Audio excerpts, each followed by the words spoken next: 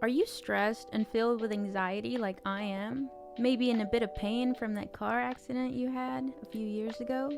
Well, the sponsor of today's episode, Hempville CBD, has us covered. They have the highest quality products created by chemists and doctors. Hempville carries everything from CBD to THC dispensary grade without those despicable dispensary prices. Order your Delta 8, 9 edibles and vapes along with the THCA flower and get free shipping when you spend $50 or more at hempvillecbd.com. Check out the link in the description for more details.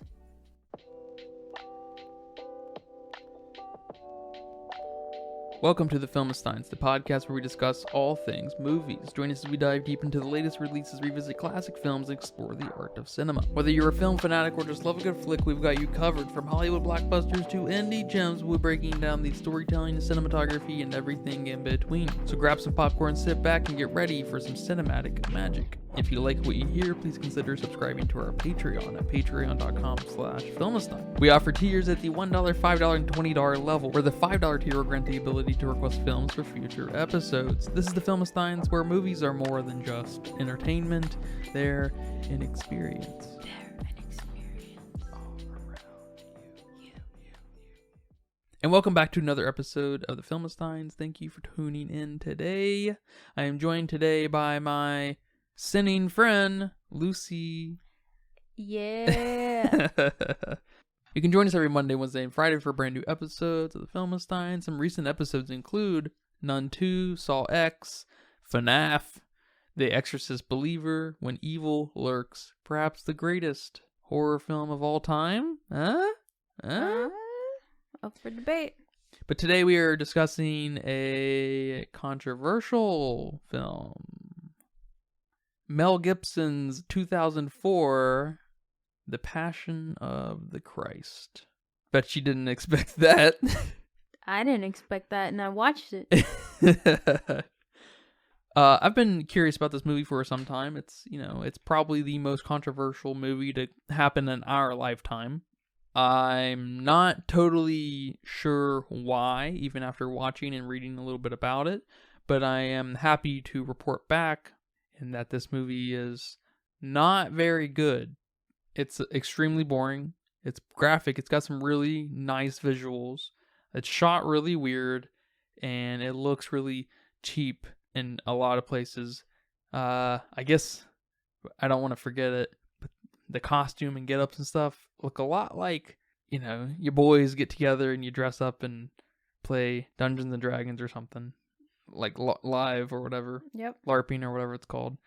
And it's just not good. Like, it's like kind of impressive with the amount of people and the sets and stuff, and it's very loud and ambitious in that way, kind of Game of Thronesy, but it looks off. Everything looks a little off. I don't like how anyone looks. It's not a fun film from that angle. But it is graphically kind of interesting as far as the violence that happens. So, but my sinning friend, how do you feel about The Passion of the Christ?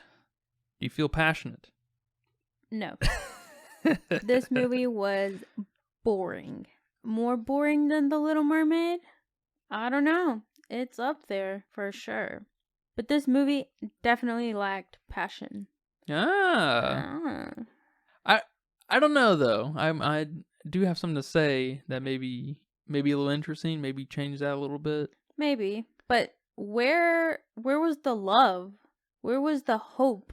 Where was all these things that religion claims to do for you? Where's the belief? I didn't get any of that from this movie. How is that, like, I don't understand how it's supposed to feel for, JC right here if I didn't get any passion.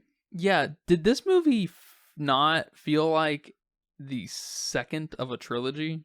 We have our Jesus setup, his whole thing. We have the Jesus, the man turn on Jesus, and we have this big earned thing that we got from the first movie, and then the resurrection is the third movie. Yeah. Where's our trilogy? We got the middle movie. Yeah, we saw where Judas got paid for betraying. Yeah, like what? Yeah. What is that? We're missing the betrayal. Yeah. What is going on? And I think typically the middle movies are always the low point in trilogies because there's your kind of character setup in the first movie, your big setup in the second movie, and then the big payoff in the third movie. And so this is where that buildup really happens. And we didn't get the buildup for the buildup. So there's like no payoff. Unless I guess you know the stories, but cinemagraphically that it is a mess. Yes, for sure. That's a funny way of putting it. That's what I was thinking when we were watching it. I also did want to say that apparently Mel Gibson is controversial, I guess. I don't know anything about that shit. But apparently Mel Gibson wanted to have this film in the two languages that it was in, Latin and Aramaic, right? And not subtitled, which I thought would have been really interesting. But the producers were like, we're not going down that route. God damn. Because he wanted the filmic storytelling to be the only storytelling, which I think you have a hard time not appreciating. Oof. But on some level, but that is probably the most pretentious thing you could do in filmmaking, something like that. So it's impressive on that level. It's like, damn, that's pretty pretentious. I don't think I've ever heard anything like that in my life, because that means you have total confidence in the craft, of the cinematographic craft of it all, right? Which is not good. How you visually tell a story. I mean, that's just wild. That's wild. That's kind of fun. At least from Mel Gibson's perspective, that's kind of a fun little thing. That I know he's a wild card or something. He's a pretty controversial figure in a variety of ways in Hollywood. I don't really know or care why, but all I know is he's excellent in signs. That's all that matters. Yep. Yeah, I don't know how that would have gone. I don't know if I would have kept watching this movie, honestly. Yeah, I'm with you. And it wouldn't have made the money it made either. Oh, all right. Interesting. Okay. Yeah, I haven't seen many religion films or Jesus films. I don't know if there's a lot. I'm assuming there are, especially early on in filmmaking.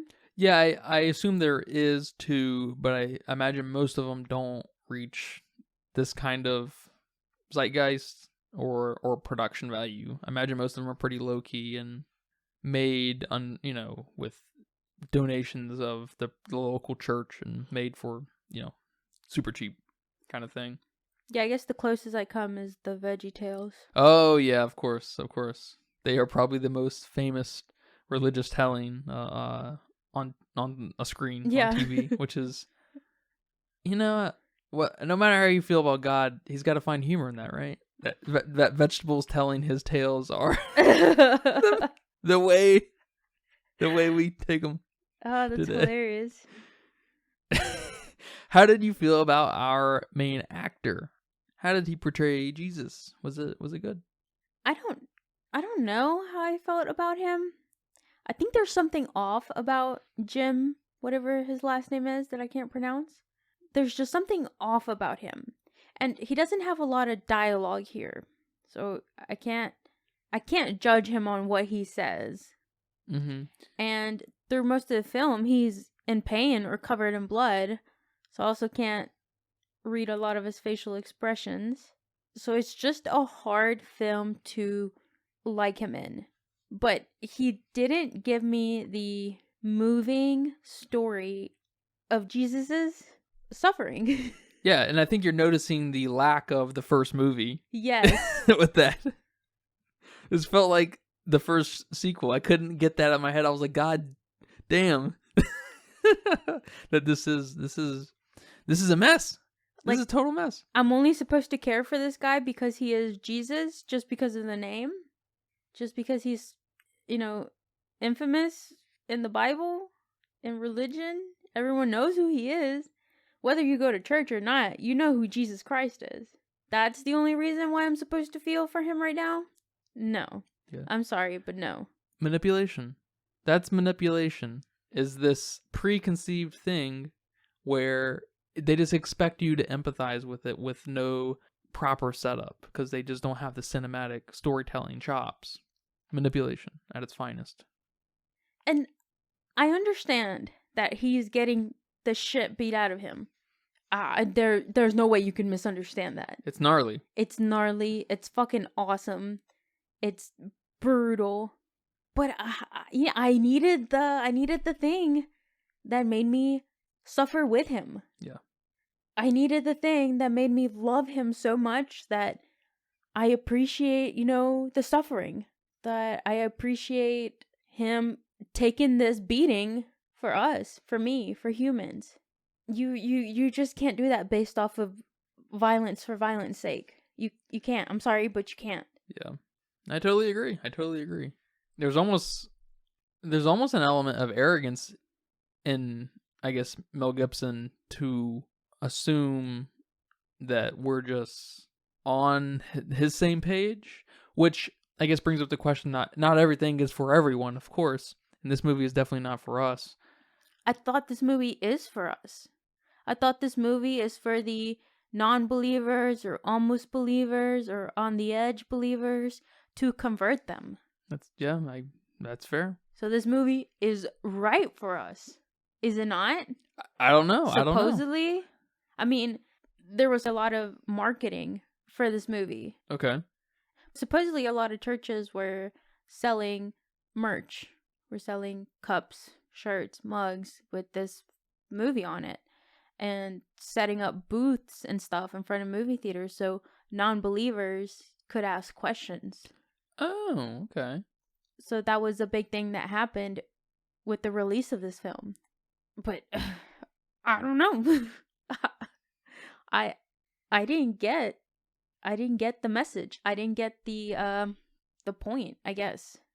That's a good point to bring up. What is the point of this movie? It feels like, and I do know that there's a sequel in production. Still? From 2004? I don't know if it's been in production that long, but Okay. it's supposed to come out in the next couple years. Oh, okay. And that will cinematically answer some of our questions because Because it has to. It has to. This is a terrible, terrible way to start off a couple of movies. Like, it's just like we're thrown into them kidnapping Jesus and beating him up for what? Because he's the king of Jews, and he's like, no, my kingdom is not here. Then what are you getting beat up for, Jesus? I did read that most of what was said out of Jesus was from the Bible, which is cool that they can kind of apply that to, something like a movie.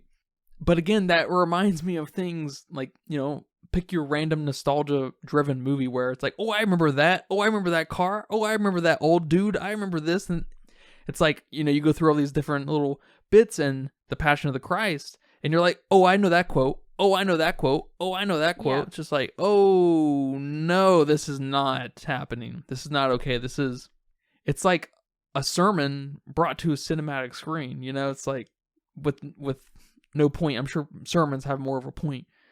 Like, they have some kind of storytelling driven thing that's going on in the preacher's mind and everything. Yeah. But it's just like, it's so like, it's almost like the feeling of like, I can't keep up, but there's nothing to keep up with.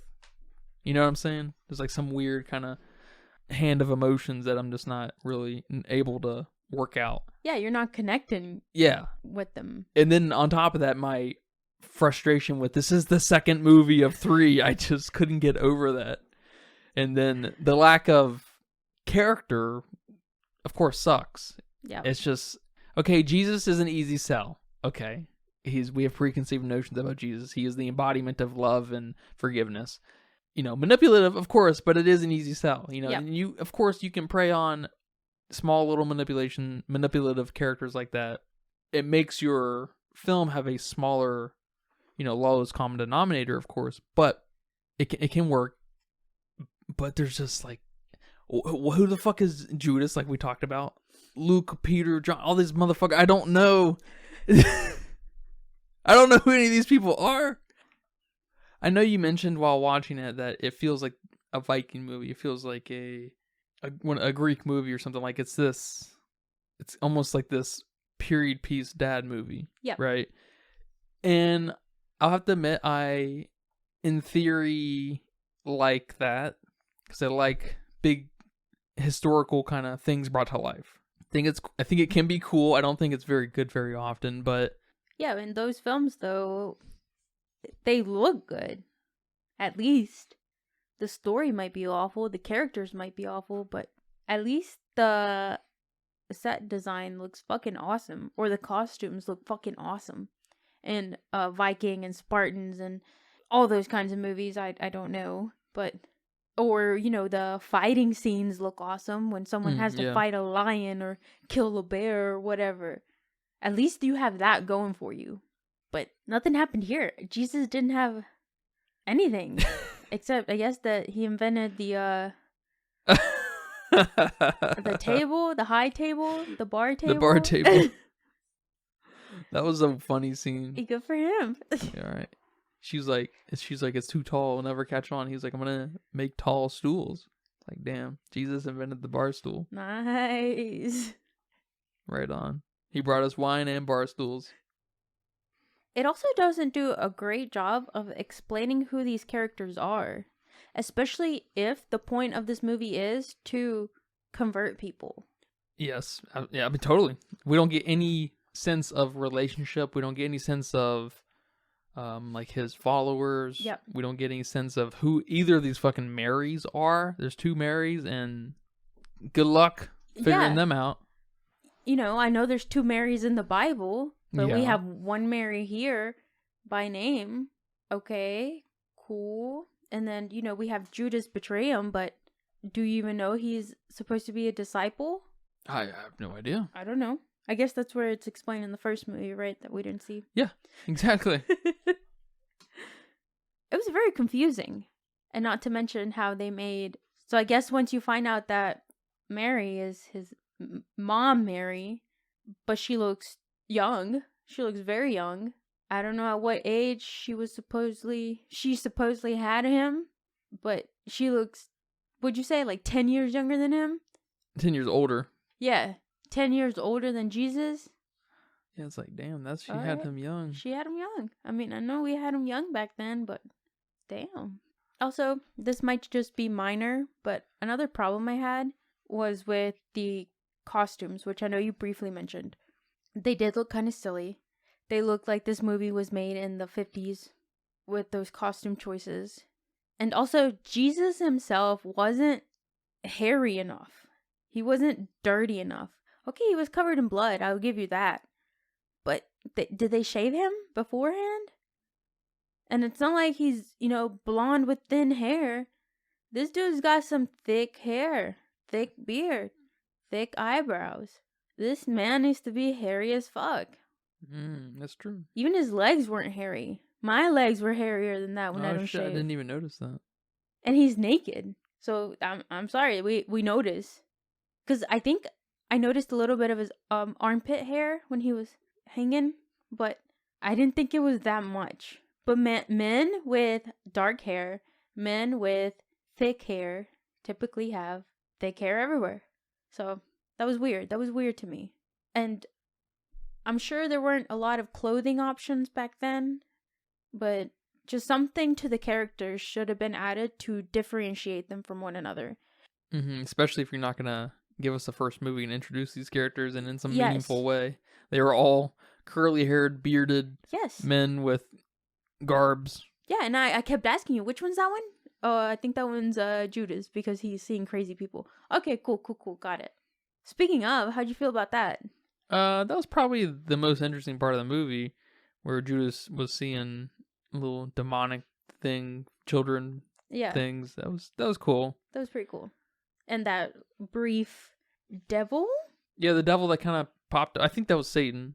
The one that popped up when they were down there, when he was kind of hiding, and they accidentally dropped Jesus over the ledge, and he's hanging, and they have him on chains, and something like pops out at you for like a jump scare. Yeah, that was weird. Yeah, that what was cool. that? I don't know. That's what I'm saying. Like that demon looking spirit. I don't know what it was supposed to be. Yeah, I mean, maybe this movie would have done a little better if it was charged with a little bit more of a supernatural thing going on, because the whole Christian thing is inherently a little supernatural. which we get a little bit of with Satan walking about when he's got that baby at that one point, and Yeah. but it's really like, I don't know. It's silly. It's silly. Yeah. It's silly and not explained enough. Also, another problem I had with this was, where were the teachings of Jesus Christ? Wasn't he like this big teaching guy? This big teacher? Said really wise things?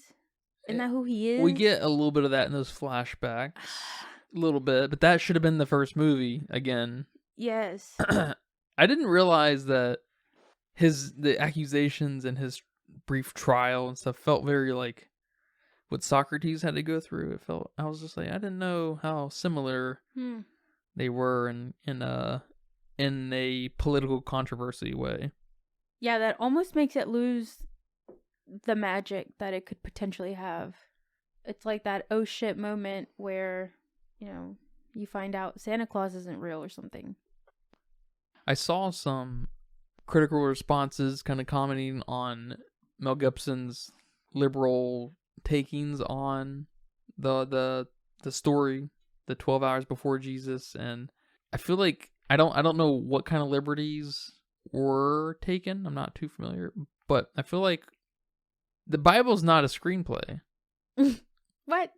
The story, The Passion, I think is the book called within the Bible, is not a screenplay. So we need these cinematic liberties to be taken by Mel Gibson for things to make sense. But it's one of these situations where I wish it was just completely maybe retold and almost totally allegorical, maybe. That we have this situation, this character who we find out by the end of the movie is a representation of Jesus. And maybe it can be really on the nose metaphorically, and have the disciples can be representative of Jesus' actual disciples and stuff like that. But I think this movie was set up for cinematic failure from the get-go because of its trueness and trying to stay faithful. Good one. So I don't know. It's a big miss on me. I'll say this movie's a huge miss on me. Yeah, for sure. And I know people really like to quote the Bible at you. They like to quote scripture. So maybe there's something there. To be or not to be. That's what I meant to say.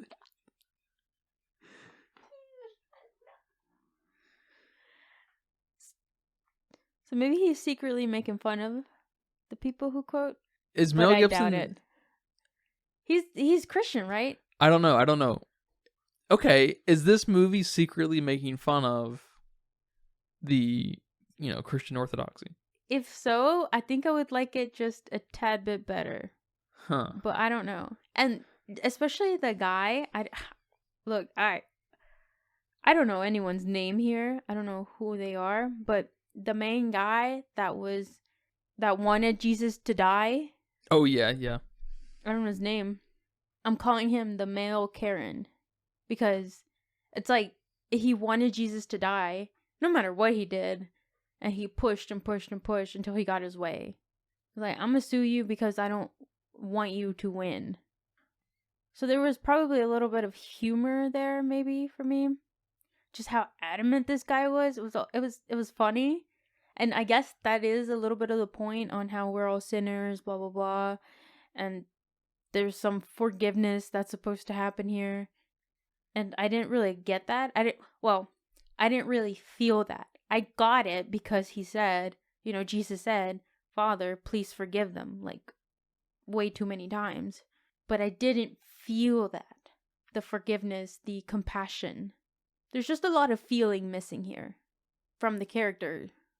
Totally. There should have been some kind of moment of resignation towards the end of his crucifixion, where he says that, Father, forgive them.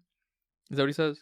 Yes. Where his followers, his disciples, all of a sudden kind of understand and then stand together and maybe bow their head or get on their knees and stop crying and kind of understand that it's going to be okay. Mm-hmm. That would have been good. Yeah. That would have been great, actually. We still would have needed that first movie. But I can help you kind of fix this one a little bit. You know what I'm saying? That would have, but they just cried and cried and cried. It's like, okay. Yeah. You can't cry for 12 hours. That's not that's not possible. All right. Dude, for real. She looked way too good to be crying for that long. I know I've cried for, several minutes and my face got poofy. Yeah. It got puffy.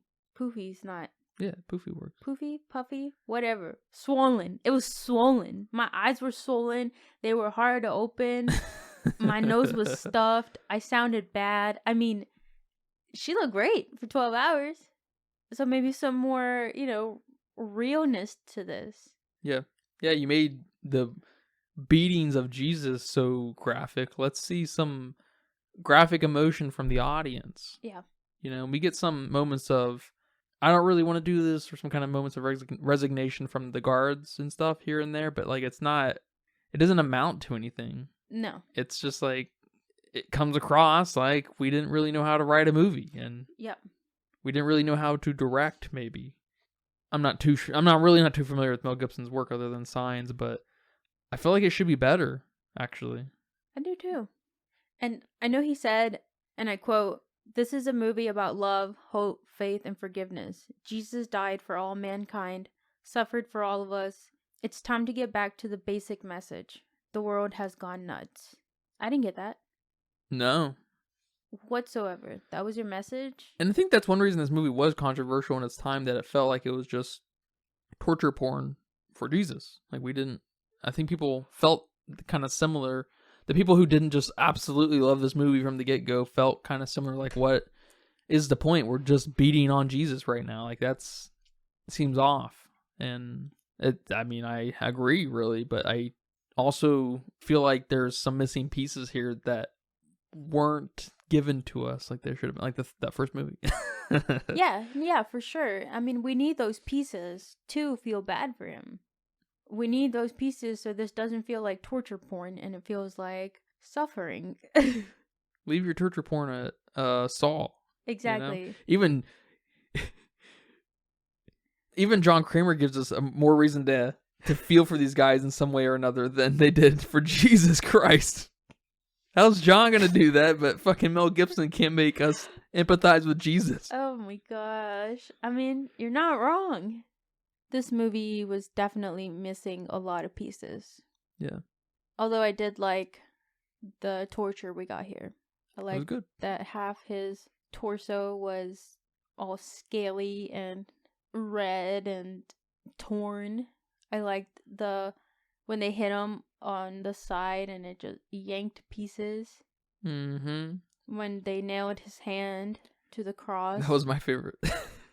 And you heard the crunch. It was awesome. That was awesome. And those are, I feel like those kinds of effects and getting those right angles and getting the right reactions and stuff out of everybody, and those moments are the harder part than telling an effective story. Like that this should have been, Yes. They caught that in an amazing way, and I mean maybe that's Mel Gibson's strong point, but I don't. Oof. Yeah, but this is also where I should have been bawling. And I don't think this was an actor problem. Yeah, I don't think so either. I think it was a direction problem. I think so too. But the end of the movie definitely makes you feel like you're going to get a sequel. And I fucking love that when he stood up, he still had that hole in his hand. Yeah, that was cool. That was awesome. That was good. But that's about it. Yeah. Yeah, no, I totally agree. And apparently it was nominated at the 77th Academy Awards for Best Makeup, Cinematography, and Original Score. Makeup I can get, because that was pretty gnarly markings on him. That alone was, it's pretty rare to see stuff like that. Cinematography, I don't know about that. We had some great shots and everything, especially when he was on the cross. But, I don't know, I felt like the cinematography was actually not very good. There were some moments, for sure, like you said, when he was on the cross, when they nailed his hand, you could see some of the blood splatter off the nail. That was pretty cool. And when it started raining towards the end, when he was about to die, when that first drop of rain hit, like it was kind of like the scene, and then the scene formed into a little raindrop, and then it hit the ground, and it looked like it was burning. That was pretty cool, but not the whole movie. The whole movie wasn't shot like that. That was just it. That was it. I named all of them. Yeah, it must have been a week 2004. And the score was completely unremarkable. It was good. It was okay. It was fitting. That's it. Nothing stood out about it. It was so. I mean, I guess it didn't match the boringness of the rest of the movie. That's true. But it was so just. I don't know. Maybe I'm not a Mel Gibson director fan, but it just felt like this is the greatest thing you'll ever see kind of score. Was Mel Gibson really known in 2004?